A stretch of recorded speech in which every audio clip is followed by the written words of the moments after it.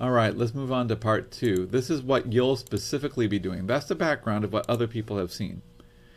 And now I'm going to tell you what our own lab has found.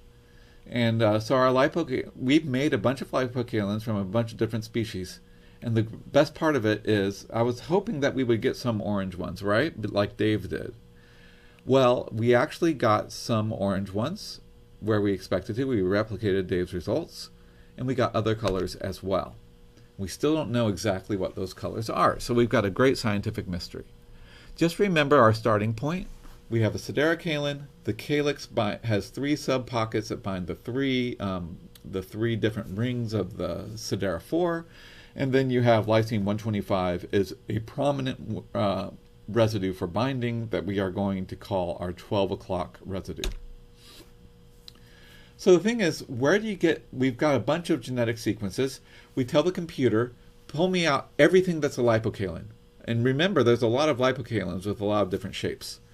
And so I did that a while ago, and they got 5,400 distinct sequences. There's a lot more, but these are the ones that are distinct from each other. And then put them all on a table, and it said, group these into things that you think are similar. And so we got a bunch of big families, maybe about 10 large families, and one of them has a human siderocalin in it. So we're going to focus on that one as the family of lipocalins that has sequence similarity to human siderocalin, which is the beginning of ours. It's this blue one in the middle. We're going to zoom in on it. And within this big group, there are multiple subgroups in this. And depending on how you run the analysis, you might get slight differences. But for the most part, we see that this whole group has a couple of PDB IDs. We have structures for the things with the big boxes. And of course, don't worry about exactly what these are. But we saw the bunch of structures that we can see that we know are siderocalins. We see them show up in this blue group. What's really cool is I also saw in this little subgroup right in the middle, I saw these yellow things. These had an enzyme number. That means that they have been shown to have an enzymatic activity.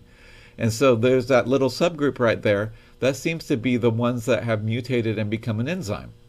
What have the other groups done? They've mutated and done, and we have a few structures, but most of them are little boxes. That means we only have the genes for them. We don't have structures, but we have structures that might be close enough. If what we do is we take the genes and we compare it to the structure, and anywhere there's an amino acid difference, we take that amino acid from the gene and put it into the structure.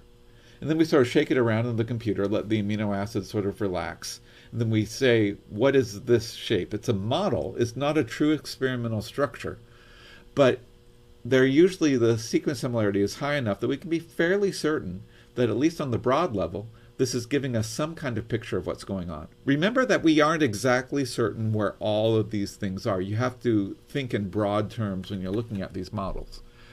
But they are close enough that we're certain they're calin proteins. We're certain they're chalices, right? We just don't necessarily, but they're probably siderocalins of some form, but we don't really know for sure. And we want to ask, what can we tell by just looking at the new amino acids from the new species superimposed on the old human structure or the old structure from whatever species we got it from. So there's human siderocalin. It's up there in what we call group 3. And so I numbered these groups 1 to 7. Group 2 is where the enzymes are. Notice that group 3 and group 5 are kind of on the same side of things. And group 1 is sort of distinct down here. And so basically what I wanted to do is I wanted to start off making things from different groups and see if we got different results from them. So for example, we made a protein that we called 3A from the 3 group. It's that box right there. So a little bit different from human siderocalin, but not pretty close still. And it turned out to be pink. Then we made a 5F protein, and it turned out to be blue. And then we made a 3A protein again, and it turned out to be pink. So we have a lot of mysteries. We keep making these proteins, and we can know that there's different colors, and we're in the middle of an investigation right now. When we made group 1 proteins, we got several of those that were yellow, which is kind of cool because it's very different. I haven't gotten a yellow protein from any other group. It looks like these groups are really telling us something about what the proteins actually do. all the enzymes are together, all the yellow proteins are together. So in fact, if you take the sequences and you align them, remember we can take all these different, and we have group 3 sequences at the top, group 2 sequences at the bottom of this alignment. And if you look carefully, it's kind of a jumble, but if you look carefully, you can see there's several positions where they're all the same in group 3, and then they're all different in group 2. The fact that you see different colors on the bottom half of this for group 2, then you see the different colors for the top half in group 3, those are part of the amino acids that determine whether it's group 3 or group 2.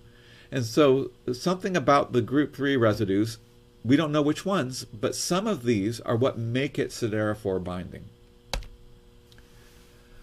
So we started way back in 2018. I took a break and I worked on other proteins for a couple years. But in 2018, we were able to recreate Dave's work. We basically took the human siderocalin and we made it. And we got the orange colors, but then we got yellow colors and pink and blue colors. And remember that here they are, and that's definitely blue, right? You know, what could that be?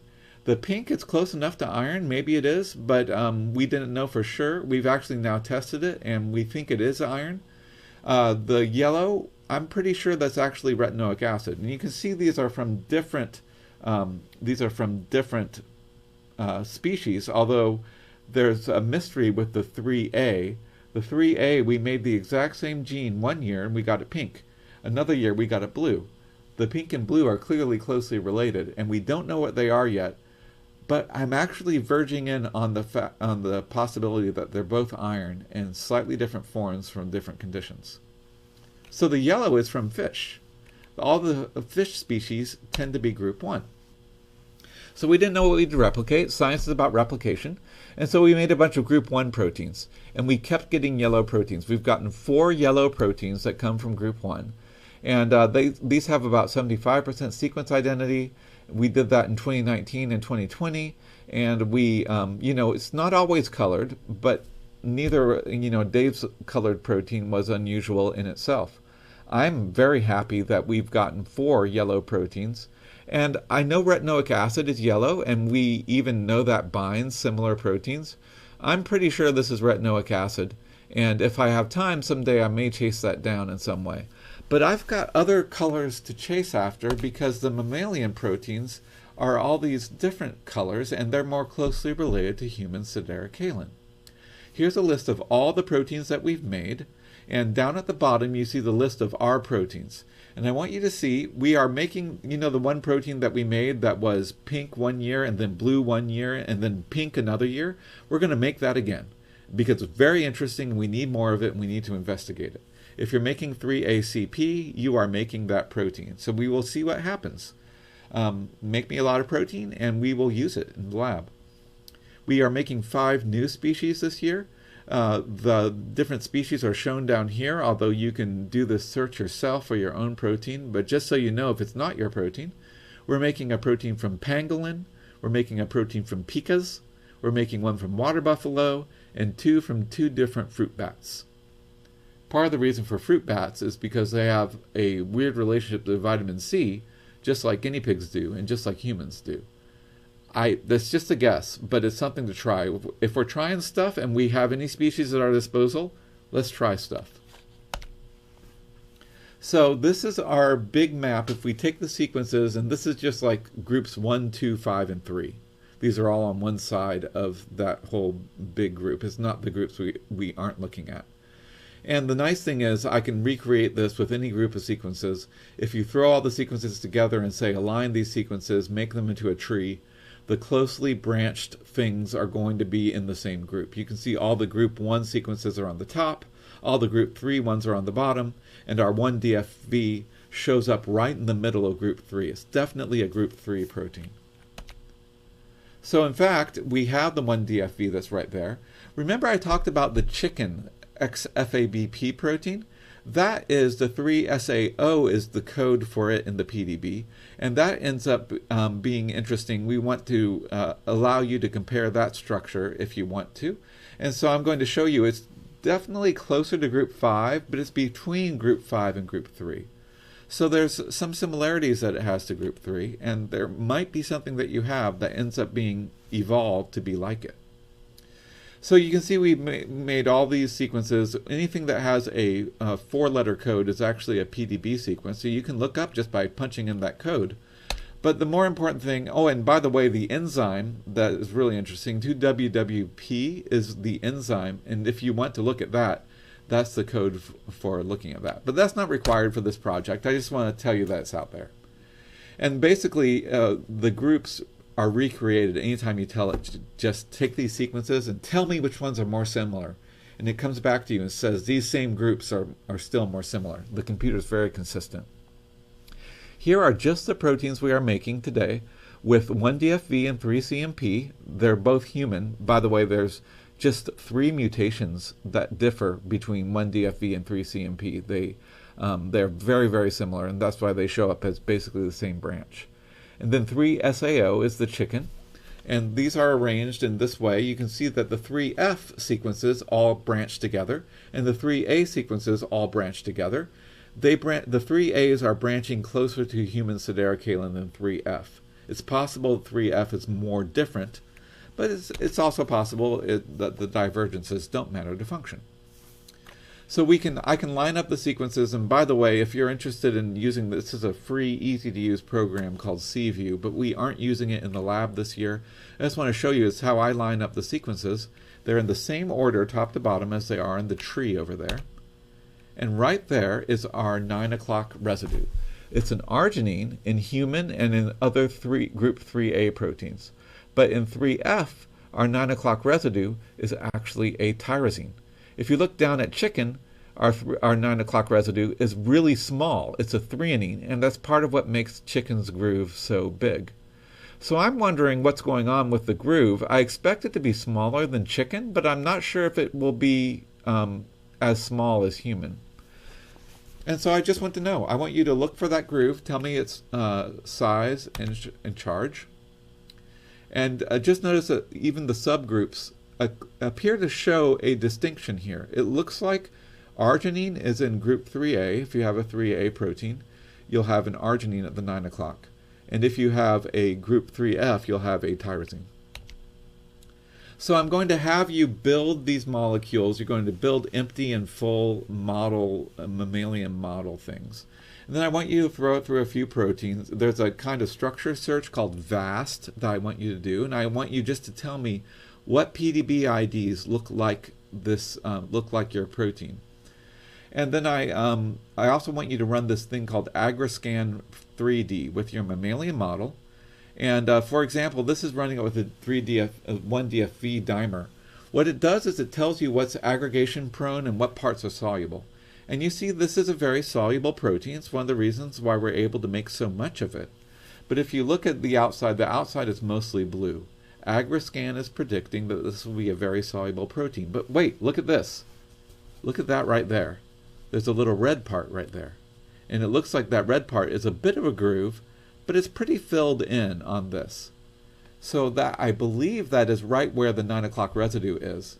And I want you to run AgriScan and tell me if you see the same thing. In fact, what I'll do is I'll show you. Here it was run right here.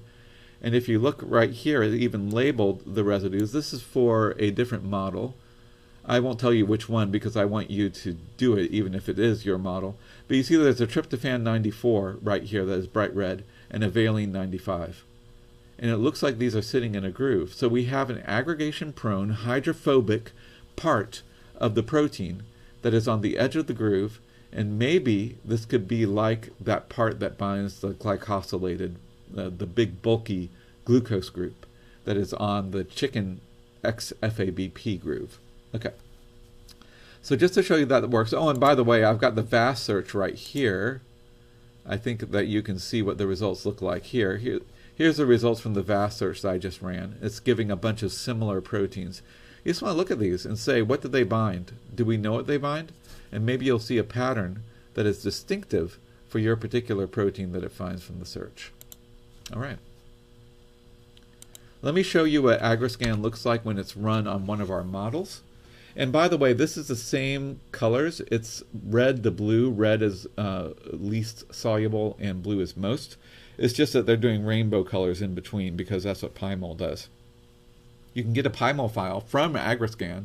You can actually open it in the PDB, and you can see the sequence. It will be your sequence that you fed into it, but it will tell you. And you see right here, up here, you have the W that is red.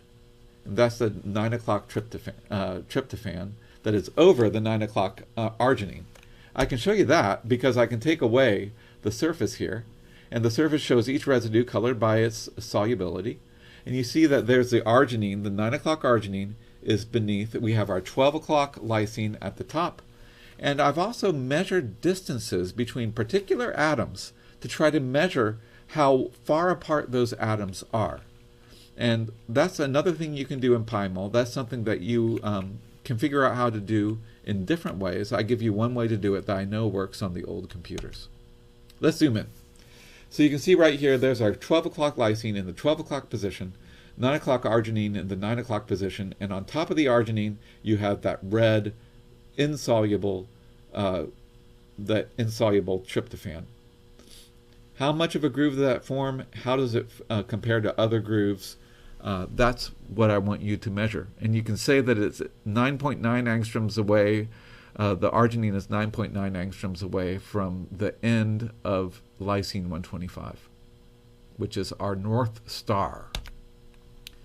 Here's a different protein, different looking groove, but I also have the lysine at the 12, and I have the arginine tryptophan at the 9 o'clock position.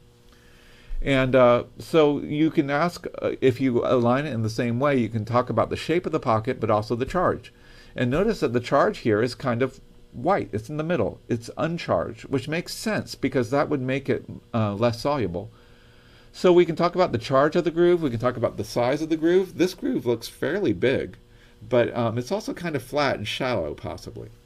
That's what you can do by measuring. And really, this is the aim of the project. You have a unique mammalian model. You even have combined it with unique ligands depending on which chain of 3-CMP you use to carry over the ligands from. Some of you might have DBH, some of you might have ENT. But you can see how ENT fits into the pocket when you model it. You can see how the charge works, and you can just talk about all these things. So this is just an example of several different crystal structures. This is a 1DFV with the enzyme structure and the chicken structure all lined up, and you can see the calyx pretty much lines up. We aren't showing you side chains, except for we're showing you the K125 equivalent. We're lining that all up, and you can see that they all line up at the 12 o'clock position.